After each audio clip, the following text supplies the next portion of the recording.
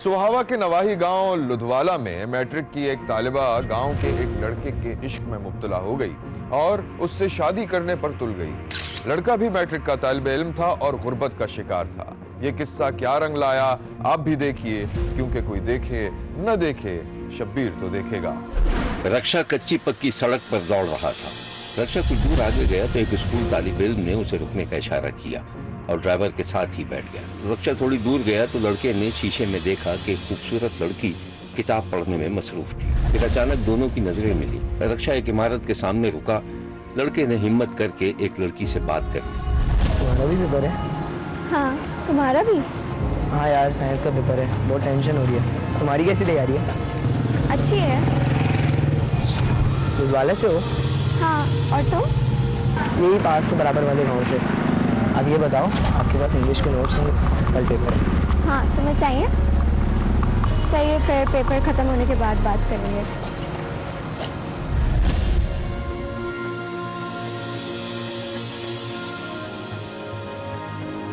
वो दोनों इमारत के अलग अलग गेटों से अंदर चले गए। किंजा और अरसलान की इत्तेफाकिया मुलाकात दोस्ती में बदल गई थी। पर्चा देने के बाद जब वो इम्तिहानी मरकज से बाहर निकले तो रिक्शे के इंतजार में काफी देर तक आपस में बातें करते रहे। तुमने तीसरा सवाल करा? नहीं, वो छोड़ दिया था, उसका जवाब बहुत लंबा था। तुमने किया? हाँ करा, नकल करके। किसी ने पकड़ा नहीं? नहीं, वहाँ तो अंदर सब कर रहे थे नकल। मुझे तो बहुत डर लगता है।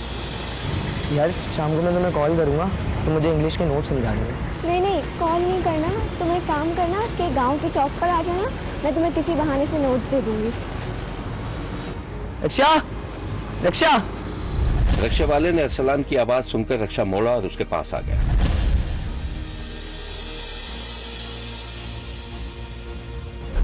मैट्रिक के पर्चों के दौरान अरसलान और किंजा की तकरीबन रोजाना ही मुलाकात होने लगी थी।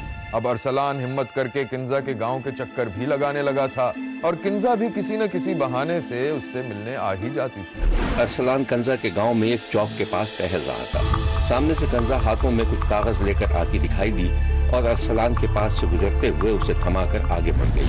अरसलान ने इधर उधर देखा और खामोशी से दूसरी तरफ रुख करके चल दिया। शुरू में किंजा फोन पर बात करने से डरती थी, लेकिन फिर उसका ये खौफ खत्म हो गया था। पेपर खत्म होने के बाद दोनों एक दूसरे के नजदीक आ गए थे, लेकिन अभी तक दोनों को पता नहीं था कि वो कहां तक साथ जाना चाहते थे। फिर अचानक किंजा के दिमाग में भूत सवार हो गया कि वो अरसलान से शादी करेगी। किंजा का बाप एक गरीब बस ड्राइवर था। उसने मैट्रिक के बाद बेटी को घर बिठा दिया था और तरह तरह की पाबंदियां लगाना शुरू कर दी थी, जिस पर किंजा सख्त परेशान थी और अपनी मर्जी से जिंदगी गुजारना चाहती थी। अरसलान ने मैट्रिक के बाद खुद रिक्शा चलाना शुरू कर दिया था। कंजा स्टॉप पर खड़ी अरसलान का इंतजार कर रही थी। थोड़ी देर में अरसलान ने उसके सामने रक्षा रोक दिया और कंजा चुपचाप बैठ गई। कुछ कहोगी? लेकर आओ सामने से। नहीं, मेरी बात सुनो अरसलान, मुझसे शादी कर लो। क्या हो गया सुबह सुबह? हमारी तबीयत तो ठीक है? बस मैं कह रही हूँ ना। अरे पर हुआ क्या है? पता नहीं, अब्बा कुछ उल्टा सीधा सोच रहे हैं। आज भी बड़ी मुश्किल से घर से निकल कर आई हूँ। इससे कैसे कर लूँ मैं शादी? मेरे पास तो अभी पैसे पाई भी नहीं है। मुझे नहीं पता, तुम अपने किसी दोस्त से पता करो कि कोर्ट में शादी कैसे होती है। अच्छा सब्र करो, मैं अम्मी से बात करता हूँ। मुझे ले चलो, मैं कर लूँगी उनसे बात। अच्छा बाबा, तुम सब्र तो करो, मैं देखता हूँ। मेरा एक दोस्त है, उसका भाई वकील है, उसके पास चलते हैं। अरसलान ने रक्षा स्टार्ट किया और दोस्त के घर से दूर रक्षा खड़ा कर दिया। खुद पैदल चलकर अपने दोस्त के दरवाजे पर पहुंच गया। आमिर बाहर आया तो अरसलान बड़ी राजदारी से उसे एक तरफ ले गया। अबे रुक जा, आ रहा हूँ। इतनी जोर से क्यों बजा रहे हैं? बाहर आ। यार बात सुन, तेरा भाई का है, उससे मिलना है। भाई तो कोर्ट गया हुआ है। चल फिर कोर्ट चल। अबे रुक जा, खैरियत तो है? तू बहुत परेशान लग रहा है। यार वो कोर्ट मैरिज कर लिया है, उस बारे में तेरे भाई से मशवरा कर। अबे तो भाई किससे करेगा? यार वो तुझे बताया था ना, एक लड़की है लुधवाला की, किंजा, उससे। वो रक्षे में बैठी। रुक जा, सबर कर, मरवाएगा तू। पहले इसको घर पे छोड़ के आ, फिर रात को जाके मैं भाई से बात करके तेरे को बताता हूँ। चल यार पक्का बता देगा ना, बहुत सीरियस मामला है। तू परेशान नहीं हो, मैं हूँ ना, इंशाल्लाह सब ठीक होगा। चल यार बहुत शुक्रिया यार, बहुत शुक्रिया। अरसलान रक्षे के पास पहुंचा तो कंजा खासी परेशान थी। कहाँ थे? इतनी देर क्यों लगा दी तुमने? यार वो मेरी दोस्त के से बात हुई है, उसका भाई अभी घर पे नहीं था, वो रात में आएगा तो मैं बात करता हूँ। देखो प्लीज जल्दी करो, आज तो मैं निकल आई हूँ, बार बार नहीं निकल सकती। देखो चाचा और अब्बू की कॉल आ रही है। तो तुम भी तो बिना बताए निकल आ गई ना, परेशान तो होंगे वो। चलो अच्छा चलो, परेशान नहीं हो, मैं छोड़ता हूँ तुम्हें।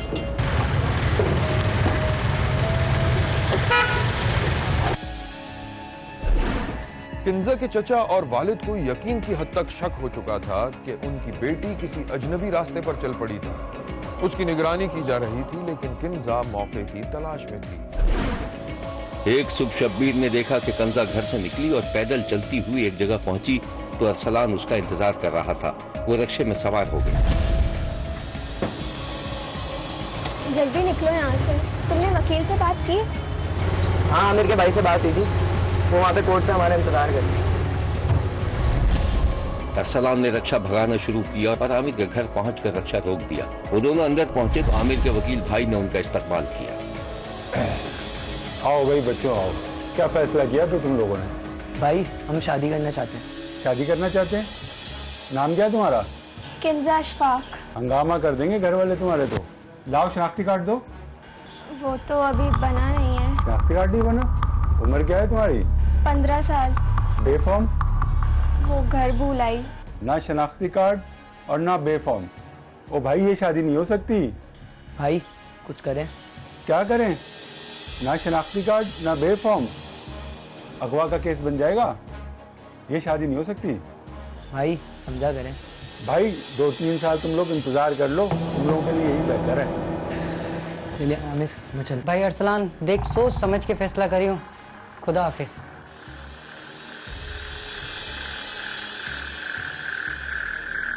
यहां लेते हैं हम एक छोटा सा ब्रेक। कहीं जाइएगा नहीं, मेरे साथ रहिएगा, क्योंकि कोई देखे न देखे शब्बीर तो देखेगा। किंजा की उम्र 15-16 बरस थी, इसलिए कोर्ट मैरिज न हो सकी। अरसलान की कुछ समझ में नहीं आया कि वो क्या करे। शब्बीर ने देखा कि अरसलान शाम तक कंजा को लेकर इधर उधर घूमता रहा और उसे समझाता रहा। एक जगह रक्षा खड़ा हुआ था, कंजा अंदर थी और अरसलान बाहर खड़े होकर बात कर रहा था। देखो मेरी बात सुनो, अभी भी वक्त है तुम अपने घर चली जाओ, वरना हम बहुत बड़ी मुसीबत में फंस सकते हैं। मैं सुबह से घर नहीं गई हूँ, अब जाऊंगी तो मेरे घर वाले मुझे मार देंगे। अल्लाह ऐसी बातें नहीं करते। मैं जहर खा लूंगी या अपना एक्सीडेंट करवा लूंगी अगर। ओफ बाबा, मुझे सोचने तो दो। तुम सोचते रहो, मैं जा रही हूँ। कंजा ने रक्षे से उतरने की कोशिश की तो अरसलान ने उसे रोक लिया और खुदा के वास्ते देने लगा। अच्छा रुको किंजा, तुम परेशान नहीं हो, मैं तुम्हारे साथ हूँ। चलो मेरे घर चलते हैं, अम्मी से बात करते हैं। अरसलान ने रक्षा भगाना शुरू किया। घर के सामने रक्षा रोका और कंजा का हाथ पकड़कर घर के अंदर ले गया। अरसलान की माँ अपने बेटे के साथ एक लड़की को देखकर हक्का बक्का रह गई। अरे क्या हुआ बेटा? और ये लड़की कौन है तुम्हारे साथ? माँ ये आपकी होने वाली बहू है किंजा। मगर कैसे शादी? अम्मा हम शादी करने कोर्ट में गए थे, लेकिन इसकी उम्र कम है, उन्होंने इनकार कर दिया। मगर बेटा बगैर निकाह के ये कैसे रह सकती है हमारे साथ? अच्छा घबराओ नहीं, बताओ मुझे क्या बात है।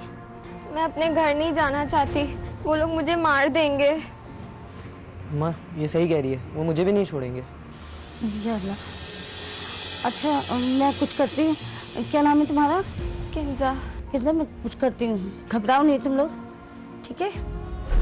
अरसलान की माँ को पता चला कि उसका बेटा किसी की लड़की को ले आया है, तो उसने इलाके के नंबरदार को सारी सूरत हाल बता दी, जिसने ताबुर का यकीन दिलाया। शब्बीर ने देखा कि अरसलान की माँ नंबरदार से इल्तिजा कर रही थी।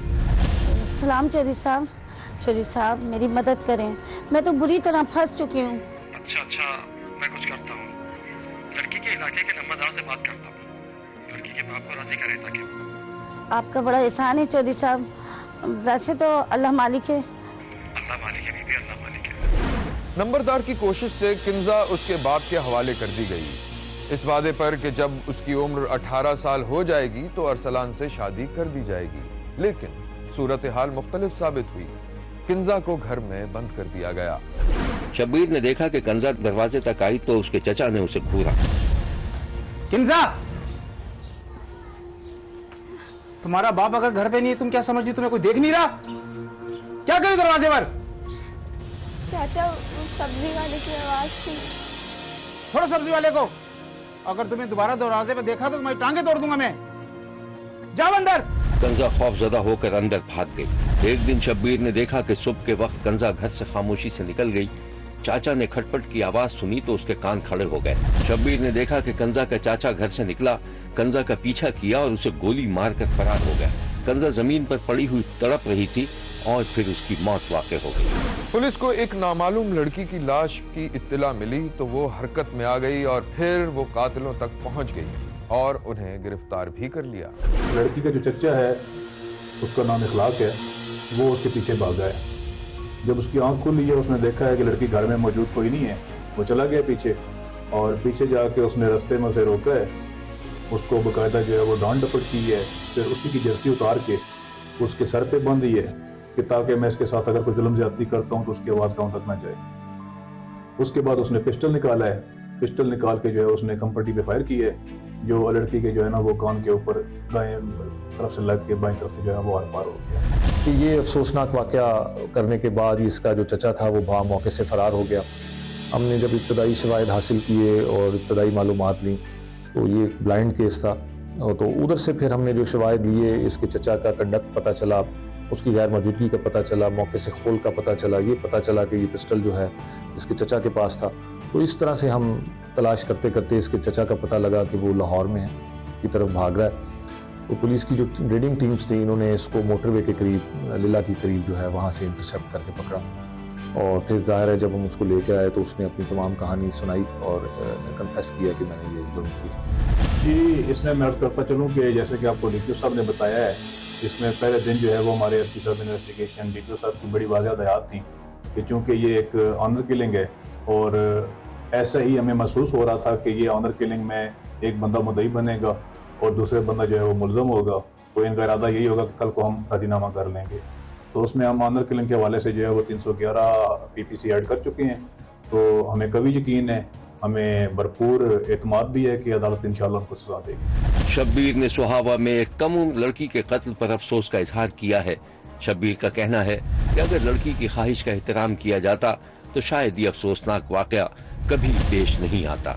देखते रहिए, क्योंकि कोई देखे न देखे, शब्बीर तो देखेगा।